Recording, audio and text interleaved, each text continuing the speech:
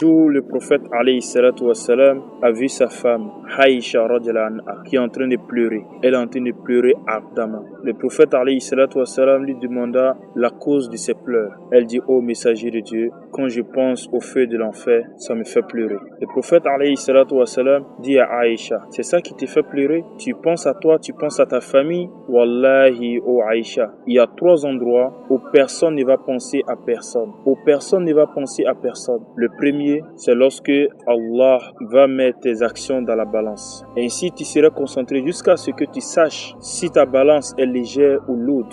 Deuxième endroit, lorsque Allah va te donner ton livre des bonnes actions et des mauvaises actions. Dans ce livre-là, tout est écrit. Tout ce que tu as fait, tout est inscrit dans ce livre-là. Ainsi, ce livre, à ce moment, tu ne vas pas penser à quelque chose jusqu'à ce que Allah te donne ton livre par la droite ou par la gauche, ou par derrière ou par devant. Ainsi, la troisième, c'est que lorsque tu serais prête à traverser le pont Sirat, le pont que Allah va mettre en enfer. Ce pont-là est composé des crochets de fer. Ainsi, à ce moment précis, tu vas penser qu'à toi seul. Comment tu vas faire pour traverser? Allahu Akbar. Ainsi, le prophète, alayhi salatu wassalam, au lieu de consoler Aïcha, non, le prophète, il fait le contraire. Il le fait rappeler plus l'enfer. Pour lui dire, c'est une réalité. Il faut que cela, ça touche son cœur, pour qu'elle augmente encore ses bonnes actions. Et pourquoi je te rencontre ce récit-là? Tout simplement, c'est de te faire rappeler l'état de ton cœur. Wallahi, mon frère, notre cœur s'est endurci. Quand on parle de l'enfer, ça n'a aucun effet. Quand on parle du feu, ça n'a aucun effet.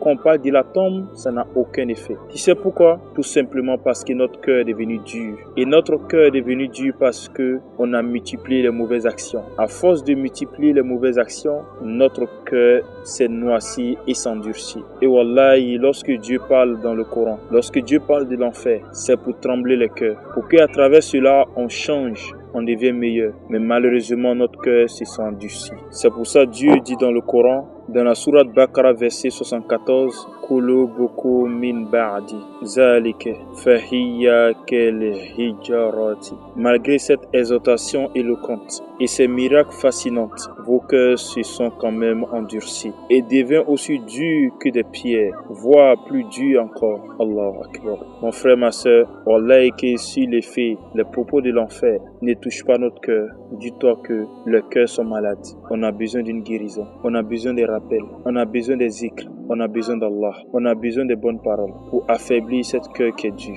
Wallahi que les compagnons du prophète alayhi salatu wassalam étaient différents de nous. Il y a un vieillard, lorsque le prophète alayhi salatu wassalam a fait mention de l'enfer et que le prophète a cité le verset de la sourate 66 verset 6 où Allah disait: préservez-vous de votre personne et de vos familles de l'enfer, car l'enfer serait alimenté par des pierres et par des hommes. Allah Akbar. Et ce vieillard-là, choqué, dit au prophète alayhi salatu wassalam: ô messager d'Allah, est-ce que les pierres de notre bas monde avec les pierres de l'enfer, est-ce que ça serait pareil? Le prophète alayhi salatu wassalam dit: là, c'est pas pareil. Une pierre qu'on jette en enfer est plus gigantesque que toutes les montagnes qui sont sur la terre. Allah Akbar. Lorsque cet homme a entendu cela, il a été choqué.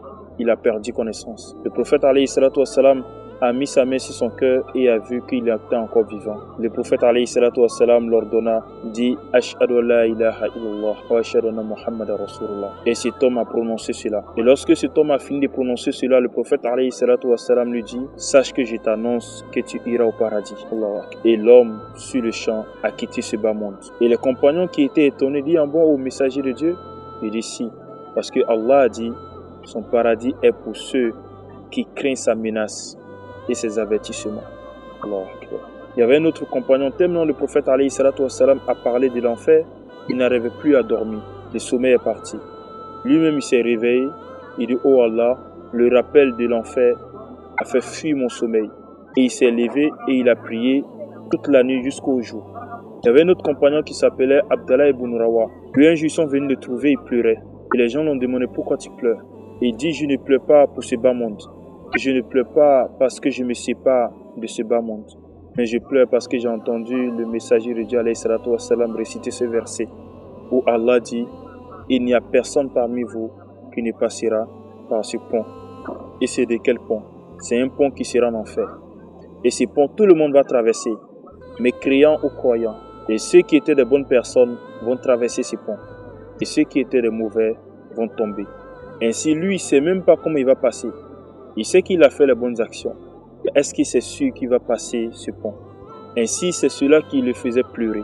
Et il dit à la fin de sa phrase, il dit, je ne sais même pas comment je serai. Je ne sais même pas comment je serai. Allahu Akbar. Ainsi, mon frère, ma soeur, Wallahi, travaillons notre cœur. Essayons de faire la dawa.